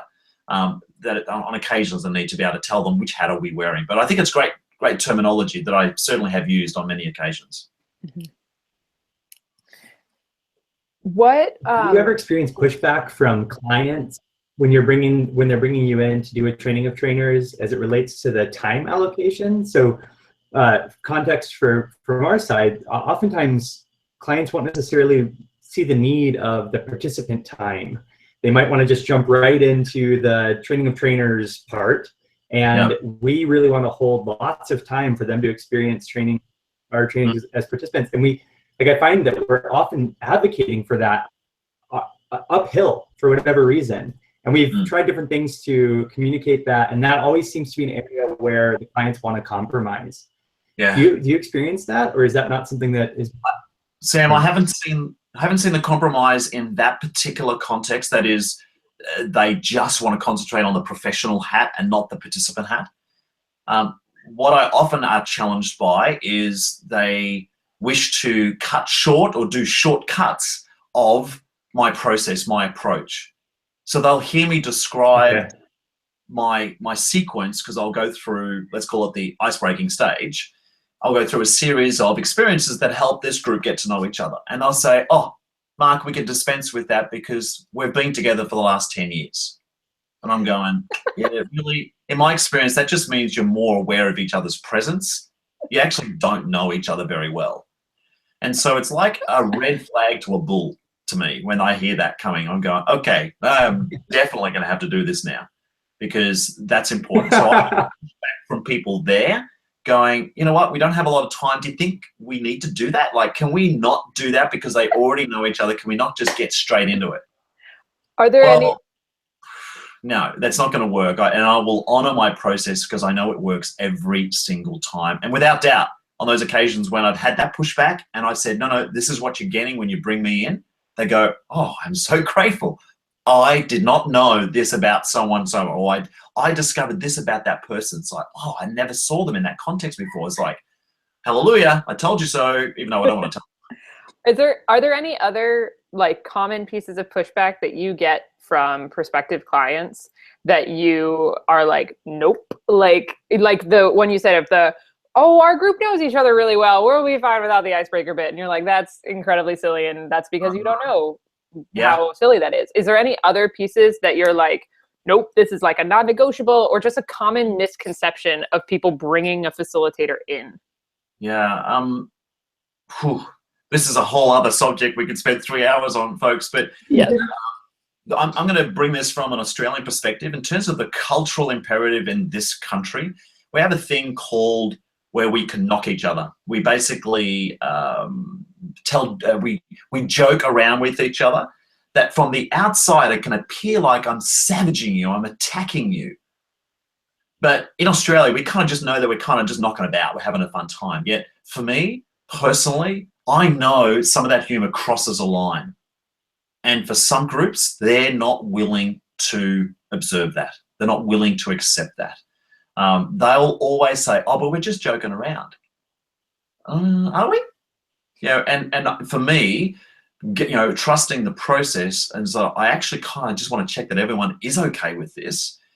And that is something that I do get pushback from, not just from the decision maker of the groups I'm working with, but from the groups themselves. Right.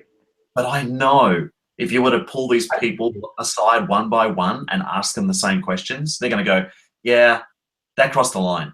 And like, I don't have to speak. You understand all the different ways in which those lines can be crossed, whether it's a gender issue, or it's a power issue, or a sexuality issue. All of those things come up in the Australian idiom, and I'm just not comfortable with it. And I had to check myself at the door going, okay, I'm the facilitator of this experience. I want to keep these relationships healthy, but I'm often challenged when I get pushback from a group about when I'll check in. Okay, are we okay with that? Are we okay with what just happened there? Whether that's part of my ambit or not is something I'm constantly having to check with, because I do get that pushback from a group. And maybe this is not necessarily unique to Australia, but it is something I see a great deal and have a good deal of many stories I could share in that space. Say whether it is or isn't unique. Well, I would say it's definitely not unique in the sense of that's the only place where the only country where that there's that culture, because we certainly have that here in different ways. We have that in different, I see that show up in a lot of different ways. What's interesting though is what I'm hearing there is that you are doing jobs. So you're doing or two different facilitation jobs. Like Meg and I in Facilitating XYZ, we always talking about like these different types of facilitators, and you're doing kind of like a social justice facilitation in that moment sometimes, right? You have to encounter how different identity dynamics in a space where maybe that otherwise wasn't planned to come up. Like you weren't hoping to or aiming to surface. That is very true. How do you navigate? Sensitively. And I would have to argue that I'm grateful for the many years of different experiences I've had with groups, because there's no doubt each time I get represented with that information, I deal with it better. In the early days, my green days, when I'm still wet behind the ears, I would often repress it. I would like, you know what? Don't know how to deal with this. Let's just move on. Today, I don't want to leave that. I don't want to just leave that as it is, but I still need to appreciate that I'm there for a reason. I've got a limited amount of time, and I don't want to open up a can of worms that I cannot put back in the can at the end of my time. And so sometimes I'll have the opportunity to touch on some of those things, but there's no doubt have to be done sensitively and always within the construct of the goals that I'm there for. I would love to dig into that like a little bit more, just like, because I think that a lot of people are like, ooh, that's not my job, right? Like, that's somebody else's job, or I'm here to facilitate connections and I'm not here to facilitate social justice, so therefore I don't have to do it. And my question would be like, how would you help that person who is really green, is really new to it, be like, no, like you can do this from your framework or from your frame of reference? Like how, does that question make sense? Yeah, it does, Megan. And my quick answer is, because I want to always try and keep it very simple, particularly if I'm working with someone who might be just developing their facilitation skills, is keep it as simple as possible. For me, it just comes under the heading of how do we intentionally develop trusting and healthy relationships? And so all of those issues come under that heading. if we let that go, if we let that one go and accept that that's okay, have we intentionally built trusting and healthy relationships? You can't answer yes to that question. It has to be a no. And so then it's just a matter of, well, what do we do with that? How can we now, as positively, but powerfully and intentionally, deal with that in a way that still helps us achieve our goals? But if we are truly here to build and strengthen relationships, and I'm going to be very intentional about that, then what can we do in the time and program allocated to actually perhaps touch on some of those things? Because there's no doubt the word catalyst comes up a lot. I'm not here to solve world hunger. You know, this is a catalyst for a conversation that needs to continue. We are not going to fix this problem here, but I'm willing to lean into it if you are. And so, you know, what can we do together to be able to perhaps start a conversation that will continue after I've left? There was a program that I've just been invited to be a part of involving a local government and the councillors as part of that local government. And they have such dysfunction in that space right now because the mayor in that space has burned a lot of bridges in the relationships of that particular space for some in relation to social justice, in relation to some of those issues. And so I've been really clear with this group. I said, I'm happy to come in and I can go all guns blazing. But first of all, you have to all be coachable and you have to be willing to accept that this is not going to be fixed in this day. Is that this has to be a conversation you're willing to continue to have because it will take time. And so only on those occasions when people have said, yep, I'm willing to do that, I'm willing to do the work. This is not a panacea. It's not just a day and everyone's going to be best friends. This is just going to be a catalyst for a longer conversation. But for me, it's simple. Are we intentionally building trusting and healthy relationships? Great. Then it comes under the heading. Right. Yeah. Then it is your work. And that's so, I mean, to me, that's what I often will do as a, like getting people to see social justice as part of their work, like in an organization, right? Like that's often what I'm there to facilitate in some ways is like, this does apply to you. It's not separate from, it's not somebody else's job. And literally that's what you just said as a facilitator, like, no, it is your job, because if you're there to help create connections or create healthy relationships or to smooth a process, which is literally the only reason we're literally hired, right? Then like, that's part of it. Absolutely. Yeah. And that it gives us more tools to work with as well when we appreciate that we are a whole person. That we have all of these things, the mental, the social, the physical, the spiritual, if you want to bring that in, all these aspects. That for me is exciting, but it's damn challenging as well because of all the other imperatives that, you know, impinge on a program that I might be designing, one of which is time and budget. Yeah. Mark, so taking social justice educators or facilitators and experiential facilitators, and let's assume that they're two Venn diagrams that don't have any overlap. Let's assume we're just talking about experiential educator who doesn't see talking about as part of their job, or on the other side, a social justice facilitator who doesn't see experiential education or experiential design as being part of their imperative. Yep. What would you say to the person over here, like the social justice facilitator, or really any facilitator, but we can just stick with this example, who doesn't use experiential activities or who doesn't really use fun or a lot of the things that you've been talking about. I'm holding your book as well, so this is cute. We both have each other's books. I'm referring to over here. What would you say? How would you why would it be important for people who don't see themselves as facilitators in this way to consider some of these lessons? For me, it would be about it being a further tool that they could use to help enhance the outcomes they're already achieving. It should never, ever land as what you're doing is wrong and you should be doing it this way.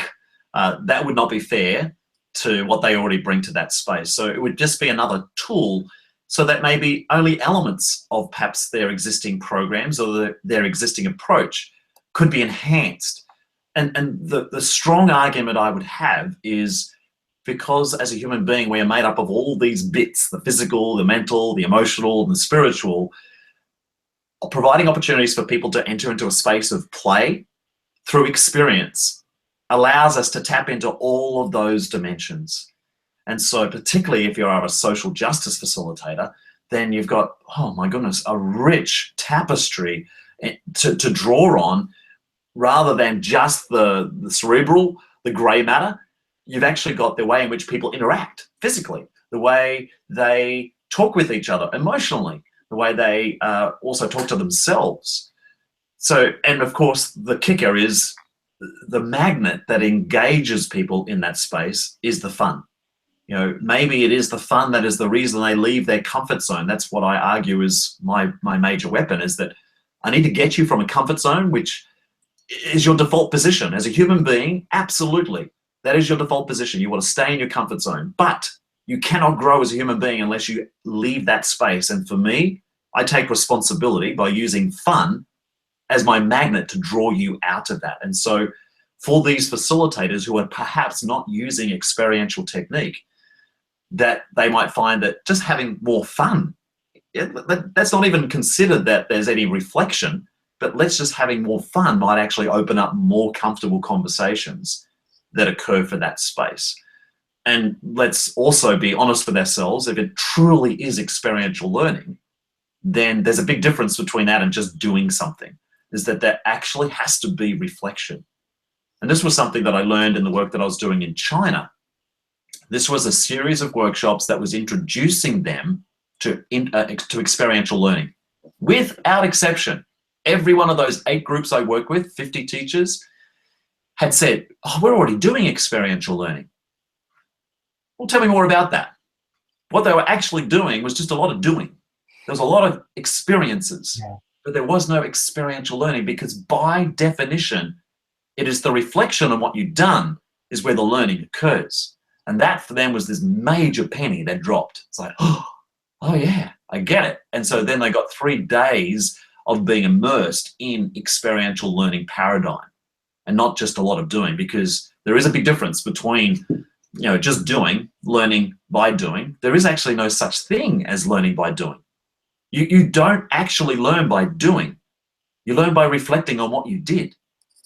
I might go off track here, but I just did some reading in this space that was just like, it literally pulled me back going, this makes a lot of sense. Seth Godin, the gentleman that I absolutely spent a lot of time reading his stuff, he's big in terms of marketing and business and so forth, had written a little piece about just this, that you don't learn by doing. It is the reflection on what you've done. But there's that one thing, and let me ask the 2 of you this. What's that one thing you did as a kid that you were told that as soon as you learned it, you would remember it forever? What is that thing? Bicycle riding. Of course. It's but here's the problem with that, is that we focus so much on you getting it. We don't actually focus on the process that got you to that point, because you didn't just learn to ride a bike by being on a bike and pushing the pedals. You would have fallen over many times. You would have had a lot of people assisting you, holding the back of your seat and blah, blah, blah. So yes, that thing called riding a bike, you'll never forget once you get it, but we forget to look at the process. And it was the reflecting when you fell over, when you turned too hard, when you didn't pull the pedals correctly. That was the process by which you actually learned. That when you actually got it, that thing that you then got for the rest of your life, you didn't learn it then. It was when you didn't do it. So you actually learn by not doing it. Do you get that? You actually learn by not doing it. And it's like, oh my goodness, this is so awesome. By adding in one extra word blew me away. And now, I've only just recently read this, now integrating that into my pattern, even with other experiential educators going, hey, do you realize you actually only learn this when you don't do it? What do you mean by that? And it opens up this really rich conversation. Does that make sense? Yeah. Love it.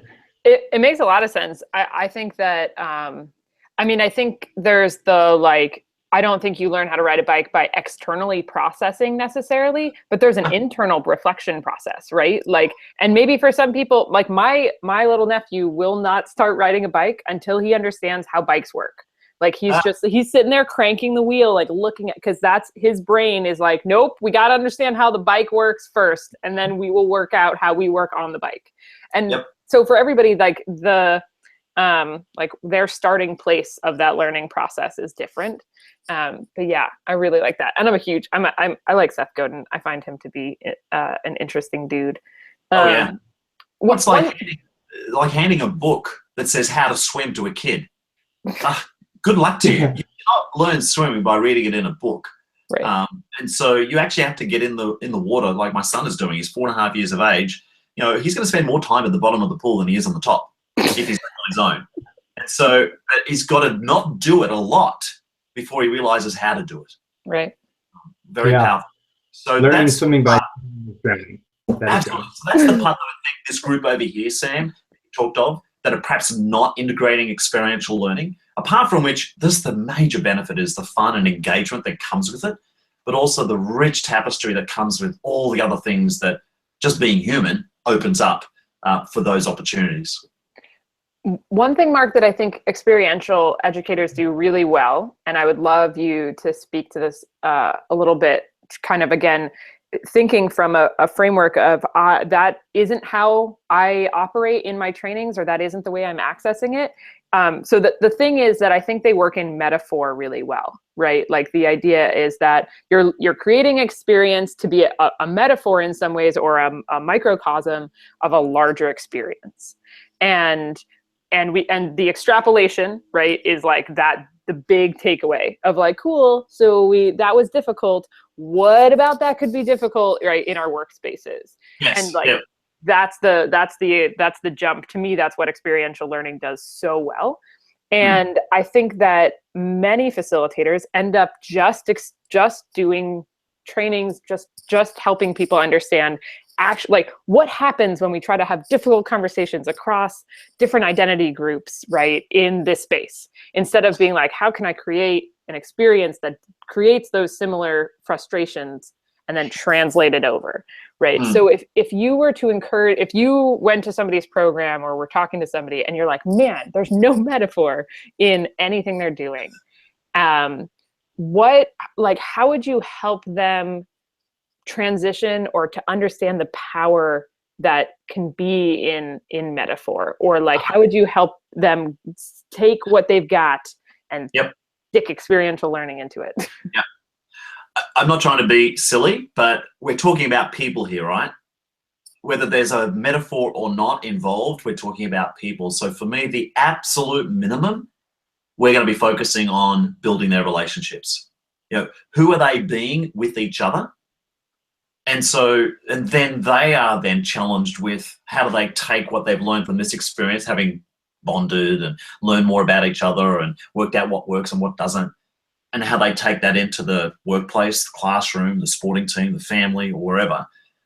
Then they're able to actually take those relationships, maybe not the metaphors, but the relationships that help perhaps give them a few more tools to deal with some of those issues or those problems. So I wouldn't necessarily be searching for a metaphor. It might come up, but the absolute essence of their work would have been built around their relationships. And if on the premise that I'm there to enhance their performance in some way, then I'm going to be focused on, okay, who are we being with each other? How can we actually, what is possible for us to actually go to another level? You know, if we're operating out of 3 out of 5, what would take us to get to 4 out of 5? Mm-hmm. You know, what is it about our relationships that is preventing us from moving on? So I may not even need a metaphor. It might be just a matter of us focusing just on them, the relationships they have with, or perhaps don't have with each other, and wanting to build that to move on. Cool. We've talked for quite a while now, and we haven't even mentioned, or I don't think we've mentioned Playmeo. And I want to talk about that. And I specifically, so if you'd like to give us like a quick little, elevator pitch of what it is for anybody listening who's not familiar, but I would like to know what you've learned through creating such a prolific facilitator resource. Clearly there's some internal mission in my head with that question, but what have you learned about facilitation through hosting that resource? Yeah. Oh, goodness. So the business name is Playmeo, and that's for me, in my mind, quite separate to all the other resources that it offers. But most people know Playmeo as the activity database. It hosts 310 activities of experiential group games and activities. But what I have learned, apart from just the extraordinary amount of investment of time and energy to be able to put in to make that happen, is the extraordinary ways in which these resources are used. I had wanted to put this stuff up as a way of me not having to turn up. I really got that I could leverage the power of the internet, because I knew that, I'm based in Melbourne, Australia. Even if only my market was Melbourne, Australia, there's still 4 million people I have to get to. There's no way I'm going to do that in my lifetime. Now, of course, it's a global connected economy. So what could I do that could share at least some of what I could brain dump with other people that I found was really, really useful? So that was really how Playmeo started, was just about, hey, I want to share this stuff. It's not dissimilar to what you're doing with Facilitating XYZ, or XYZ, as it's called over here in Australia. So for me, it was about sharing it and then getting stories from people about the ways they were using it. And I don't need to make too fine a point on this, but I got an email about 5 years ago, probably about a year into this being online, from a woman in Syria, just as the war was breaking out there. And she said this was just the most amazing resource that she was able to get access to, because she was using these experiences with kids who knew no joy in their life because everything around them was based around war. Oh, I fell off my seat. Oh my goodness. I had school teachers, corporate trainers, camp leaders in mind. And here was a woman in the middle of a civil war on the other side of the world using these experiences to bring joy to kids. Whoa. So for me, it just opened up. Wow. How might this, the essential essence is about us being human, about just being, playing, providing opportunities to learn about others and relate to others. There are just innumerable ways in which this has actually transformed people's lives. And it's not my stuff. I happen to have created a platform for it to be shared, but so little of this is actually anything I belong to. So I've learned that this was something that others have discovered are useful that I had never intended. That would be the first thing. I think that's a really powerful, like amazingly powerful story. And what also strikes me is that it connects back to like something you said almost 2 hours ago, like right at the beginning, right? Of, well, it probably could be traced back to the kid I sat next to in kindergarten if we tried hard enough, right? Yeah. And of the idea that like we don't know and won't know the limits or the possibilities of the impacts we're going to have as facilitators. Yeah.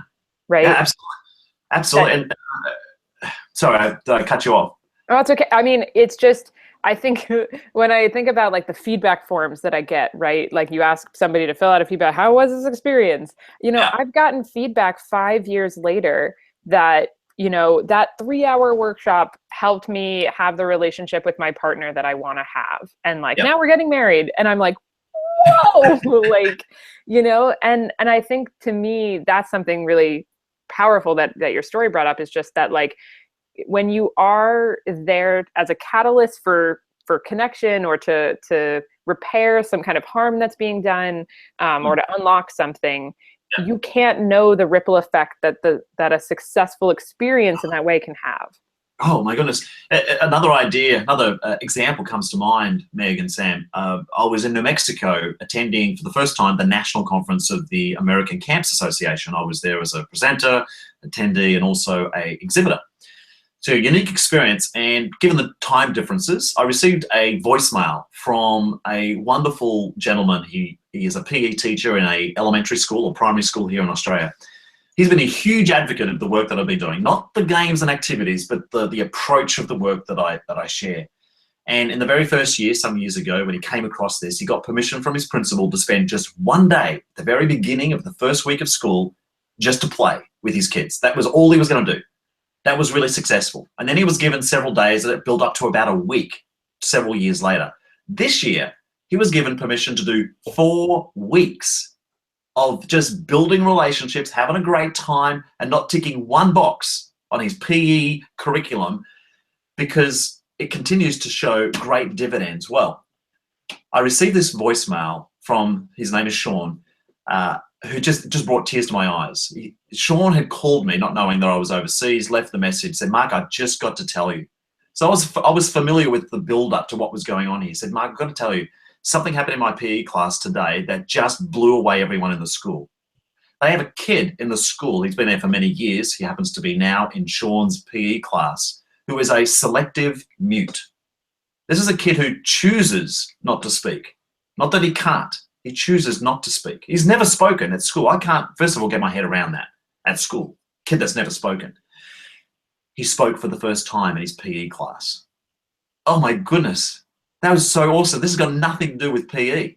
This was about building relationships. Something that Sean had done, had created an environment in which this kid, for whatever reason, decided that it was safe enough to say something now. This only happened a couple of months ago. I've got to catch up to find out what happened next. But it's like, wow. So that's something that has surprised me, that only because I chose to share it, and none of this is me. This is me just sharing it in a particular way that I've expressed it, but it's not my stuff. That I had no intention, no idea that this was going to happen. So yeah, that another little example that occurs to me. Yeah. It's so cool. I got chills on that one. Oh, I know. It's like, wow, this is why I do what I do. It's not about writing books that just shares activity, because it's not about the activity. In fact, I frequently say this to clients, don't waste my time. I'm not here to show you activities. But if you want me to demonstrate and model a really powerful way that takes fun seriously, then great, I'm your man. You know, there's enough stuff out there that'll tell you what the games are, but not enough that will actually help you understand how to put this together in a program that makes a difference. Sure.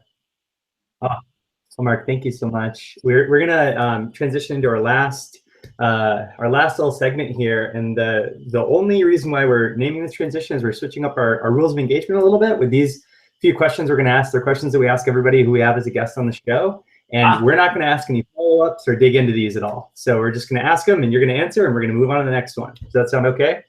Perfect. Okay, so our first one is, what are 3 words you would use to describe facilitation? Oh. Whew. That's not the first word. Look, I'm being quite serious now about my answers, but privilege. To be given the honor to be able to stand in front of a group of people to help guide them, I think is absolutely a privilege. I think I would now say it is fun. I don't know that I would have said that in the first few years when I was really green and definitely would not be proud of some of the results I attained, but definitely fun now for me. And facilitation for me is also wonderful opportunity. It comes under that heading if I use the word possibility. Maybe that's probably the word I would use in number 3 is possibility rather than opportunity, but similar thing is that I've got something here charged with this electric opportunity to be able to create something that was not possible when they first entered the room at 9 o'clock. Now we have something that's possible. There you go. Thank you. Awesome. If you could pick one ground rule or a group norm to apply to the entire world that everyone in the world would have to follow, what would it be? Solving world hunger. Ground rule. Oh, look, it must be so hard to answer that question without wanting to be so cliche. But I do know that in many of the conversations I have with groups, it does come down to some pretty common words. And the most frequent of these would be respect. Respect. You know, for self, others, and the environment. You know, is often how it's extrapolated. So if that would be one thing that I could change and bring just to make a difference to the world, is that if we could all respect ourselves, respect others, and importantly, no more or less important than everything else, but to respect our environment, wow, that'd be a pretty cool job to have. Yep. Awesome. Good questions. You're starting with the easy ones, right? Yeah, definitely building up. what is something you still need to be reminded of as a facilitator? Oh, it's not about me. So easy. I love the spotlight. You know, any invitation to appear and be interviewed like this and have a conversation, I'm gonna say yes to any opportunity. I love to MC because guess what? I'm in the spotlight. So when I stand in front of a group, a training group, whether it's train the trainer or they are there for the product, I have to remember, and it's not hard, it's not something that I have to whack myself with all the time, but I have to remember this is not about me. So I might think there's a particular experience that I just love, but if it's not appropriate for this group, then do not do it. So it's not about me. What do you do right before a facilitation? Oh, before I turn up? Yeah, before you turn up, or before you before the unofficial start. Yeah, okay, great. There you go. So well, let's dispense with how I got there and travel and all the other bits and pieces. I do like to be there well in advance in time because I know if I'm trying to catch up, that just creates stress. And it's a bit like me as a parent. One of the most important lessons I learned as a parent is that your baby is never more relaxed than you. Your baby is never more relaxed than the parent. So I feel the same way with the group. If I'm stressed, then they're going to be even more stressed. So if I'm as relaxed as possible, they'll be just a little bit more tense than me. So it is about just being ready. So that way I can greet people as soon as they arrive. I will have a coffee in hand. I am definitely a coffee lover. And if I'm traveling, one of my first things to do is to find where good coffee can be found. I'm not going to be cranky without it. I just happen to like having it. It relaxes having something in my hand. So, and don't need to hear this, but I will certainly have been to the bathroom before the program starts. It's so real. It's so real. Okay, so what do you do right? Sorry. What do you do right after a facilitation? Okay, so dispense with all the obvious, pack everything away and then jump back to the airport or whatever. I will spend a lot of time on my own. I'll either be in the plane, in the car, or otherwise effectively just going back over the day. So I will walk my talk. I will turn off the radio. My phone might still be on, but I will turn off most other distractions and just process the day. I will frequently take something with me to read, but I'm often so absorbed by my debrief, my reflection, that I can't focus on what I'm reading because I keep going back to the day, or, oh, I could have said that better, or wasn't that amazing when that occurred, and blah, blah, blah. So as soon as the job is done, I will take a photograph of the whiteboard. I frequently use a whiteboard, so it's low tech, to capture the experiences, at least by their names, of what I've delivered. Because then I've got a lovely record, because if I am going back to that client again, I don't need to repeat any of that stuff. There's always a million other things I can do. So I'll do that, and then shoot off, and then just sort of sit. And I find it, and my wife finds this hard. I come back, she says, so what did you do today? I don't want to talk about it. It's like, it's just, I'm done with the day. I've processed it. And she will sometimes get a bit antsy around that. It's like, just tell me what you did. What was one of your favorite activities? Oh, I don't know. I'm kind of done with it. I'm ready to move on. I'm now ready to be dad and my husband, or whoever it is that I now need to be. I've done that bit for my day. What is let me see. Oh, what is a piece of facilitation advice you would give your 5 years ago self? Learn Mandarin. I'm not sure that it comes under the heading of what you would have expected, but it does in a sense, because it's about always learning something new. And so that would be another thing that I would need to continue to remind myself, is do something that scares you every day or every year or whatever it is that little proverb is. But if I had known what I know now about the last 2 years of my exposure to China, I am so embarrassed when I stand in front of the Chinese groups, because many of them are bilingual. And in fact, and here's an interesting statistic for you, that by 2030, we're literally 13 years away, by 2030, China will be the largest English-speaking country in the world. That blows my mind. Like, giddy up to them. Like, they worked out that this is a powerful statement about their position in the world, and they are going to learn English. And so when I stand before them knowing only one language, I feel so unworthy. So 5 years ago, under the heading of do something that scares you, yeah, I would have wanted to have learned another language. And in this case, particularly Australia, because we're so connected to China and the Southeast Asian market, learning another language would have been really powerful. Awesome. What still stresses you out as a facilitator, and how do you manage that stress? When a group is willing to take themselves on, and so they'll enter into that space way outside their comfort zone, hopefully short of their panic zone, and delve into stuff that sometimes I don't even feel properly equipped to manage or to facilitate. And look, in very rare occasions, it's moved into a space where I believe as a therapist, this would be within their skill set, but I am not that person. I am not a therapist. And so that for me makes me quite anxious. And so part of me wants to pull back from there, but I don't want to pull back too much that it limits people from sharing. So that for me, that gets me quite anxious when people do dip into that space. And I go, oh, I can just feel myself rising here because I know this means I'm in my stretch zone and this is where I'm going to grow. But I have to also remember it's not about me. I've got to actually guide this conversation so it remains healthy, it remains on track, and it still stays within the stated goals of the program. And that's what we do as facilitators. We have all of these things that we're juggling at the same time as managing that conversation. So that for me, that scares me. What is a unique place that you facilitated? The first one that came to mind, but I've had many, is on a tall ship, a sail training ship, a tall ship. So a tall ship is like a big wooden boat that sailed all around the world. Was it the Plymouth? Oh, I can't remember. What was the boat that first came to? Oh, the Mayflower. I think that type of boat. Okay, there was one called the Endeavour.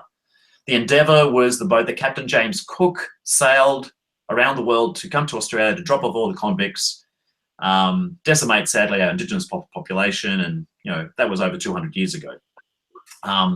We had a bicentennial of that moment in 1988, and England gave us a replica of that sail training ship. So it's, I don't know, maybe 40 or 50 metres long.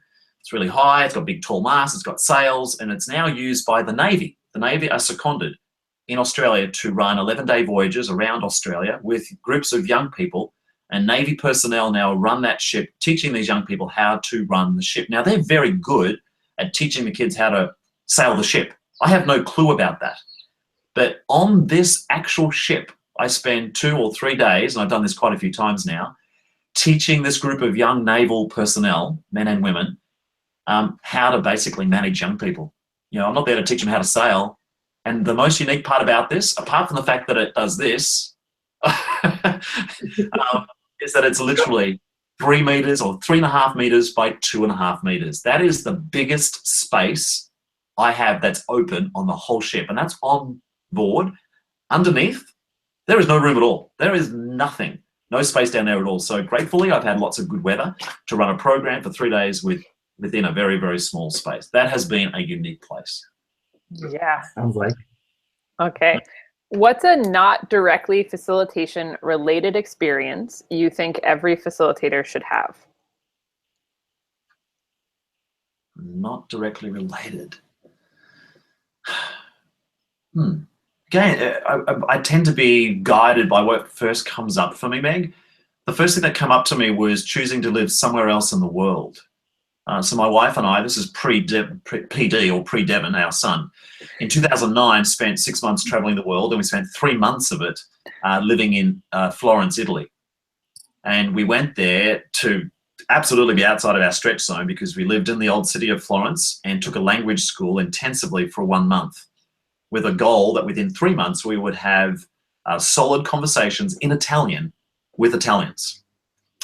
And that was an extremely challenging experience because barely an English word was uttered in the language class. But yeah, we managed to achieve our goal, and gosh, we go back there in a heartbeat. So for me as a facilitator, it was great to be a participant.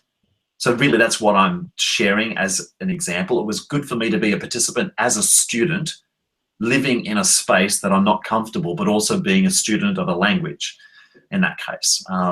But yeah, to be a participant, one of the beauties of the work I do is that I invite many other facilitators in a train the trainer workshop to be participants, and they relish it because they get so few opportunities to be participants. And I know I rarely get the opportunity to be a participant. So that was one thing that came to mind.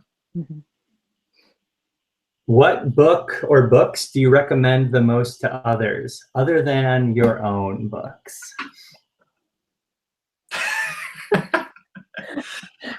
Now, I am being serious because I loved what I learned from this because it aligned so heavily with the values that I shared of. So if people are not familiar with this already, they've been living under a rock. But yeah, this was definitely magical because it was so simple.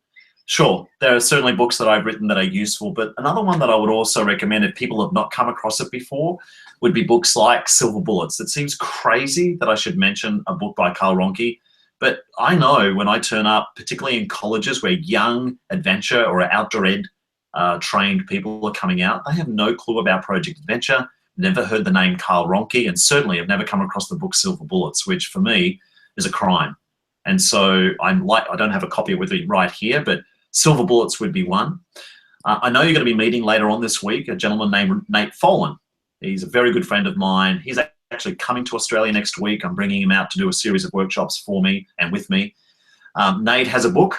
Oh, I also happen to have that here. He'll love the fact that I mentioned, perhaps. Yes. Because it's playful. You know, Nate and I share a similar passion for the power that play can have in transforming a group, inviting them into a space where they can grow. And so it's imbued with the language of play. It's not just a book of games. It is a whole lot more about understanding how that play can be transformed. So look, I think there are many other books. I also valued books like Gold Nuggets, a Project Adventure publication once again, but not an activity book, just a series of little one-liners, anecdotes, stories, jokes that I pepper with my program. I almost off the top of my head can remember the page numbers of many of these little quotes that I would use in my program that sometimes can, in better words than I can say, capture the moment for people. That's awesome. So Yeah.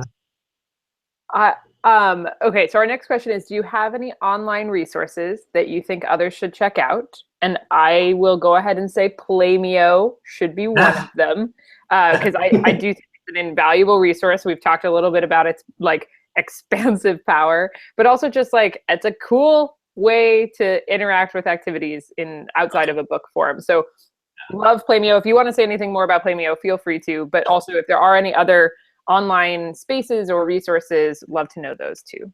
Yeah, certainly there's a lot of free stuff on the Playmeo website, so playmeo.com. It is a database, but we're committed to at least 10 to 20%. I think we're getting closer to 20% now of those activities being completely free, opt-in free. So there's no sign up, there's nothing, I won't know who you are. And it has everything from the step-by-step instructions for the experiences, but more importantly, the video tutorials. People want to actually see what it looks like, what it sounds like, and what it feels like. It's not the same as turning up, but it's very good equivalent. So that for many people is useful. Leadership tips, reflection tips and strategies. So if you are using these experiences experientially, it gives you a few guides without being too prescriptive about how you can you can use these experiences to help people learn. So yeah, dozens and dozens of activities that are completely free. There's also some free downloads, which I think may also be on your website, Meg, with the Surefire activities download. So there's certainly that's just 10 no-prop activities that I've found really successful. An easy download, won't take you much to listen to. Further downloads would be the audiobook of Serious Fun. This is the book that, where is it here? This is the book that Sam was showing before. I've actually narrated something you don't know. I've narrated 90 audiobooks here in Australia, and one of them is mine. So I often say to people, flippantly, hey, if you don't want to read it, I'll read it to you. That shouldn't sound creepy, but I'll actually read it to you if you just download the audiobook. So that's another option for people. Look, for me, I don't find many online portals that are really powerful. You'll always find lots of activities, but that's not enough for me. Even if I never learned another new game, I have enough to work with. It's the approach that for me is the transformative piece, and that for me I find is lacking, which was one of my motivations for wanting to share this information online. It is a subscription-based model, but as I say, tons of free stuff. So if you're a student or still working your way through this field, lots of free resources. And powerfully, I'm thinking in the next 2 months, my web team will be finished. We're actually going to swap it over where we're now asking people to upload their own experiences. It's been very one way, purposely, because it took time to get it to this point, where I've got Nate Folan and Carl Ronke and myself and many others uploading materials, but we're about to open it up to the world to upload their own experiences, and they will be free. So it won't be long before the free database becomes bigger than the actual premium database, because it will invite others from around the world. And there's about 15,000 subscribers, I think, at the moment, actually uploading their own materials. So that's coming, but at the moment, there's just all this other free stuff that people could get access to. Great. The last one we have for you is, what's one piece of advice that you have for everyone listening? One piece of advice, have fun. It's transformative. I know when I'm watching someone else stumble, feel nervous, not quite sure, it actually transcends the group. They feel empathy towards that because they're there and they're human. So have fun, but also when in doubt, be human. That's something that I learned again from Seth Godin. It's like, when in doubt, be human. And so when I forget about me, when I'm struggling to have fun, I'll just be human. And so I feel like a question has to be asked to observe what's going on here. Then I'll just be human about that and say, hey, did anyone else notice, or have you observed? So have fun, but when in doubt, be human. Awesome. That's all of our questions for today, anyway. Thank you so much, Mark. This was great. I know time flew by for me, which you mentioned as like a good standard for any facilitator. To me, that's always my gold standard of did time go by so quickly. So I really appreciate you sharing all of your thoughts and wisdom and insight. Well, thank you, and kudos to the two of you for producing this platform as well. It's something that I've even got thoughts about how what you're creating can collaborate with the resources that I've created, because it's treading in similar ground. It overlaps in similar spaces, and I just love your enthusiasm for wanting to share this stuff, because it aligns with what I'm hoping to get done as well. So this won't be our last conversation. I hope it's not the last interview, but I can't wait to actually physically meet with you guys. But virtually, this was wonderful. Great. Thank you. All right. Have a good rest of your tomorrow, and we'll enjoy the rest of our today. Absolutely. Yes. That was awesome. All right. Signing off.